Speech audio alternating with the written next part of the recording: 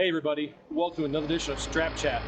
Today we want to talk to you about securing large vehicles to your trailer. Things like an excavator, a bulldozer, or a genie lift like we have here in our maintenance department. Things that have a fixed tie-down point that's usually welded on or cut into the frame like it is here. The traditional method, that's worked for years and years, is you crawl up onto the trailer, you feed the chain through, and hook it back to itself. Jump down, and you do that 3 more times for your 4-corner tie downs. And that's great. It's worked for years and years, like I said. But it can be time consuming and it expends a lot of energy.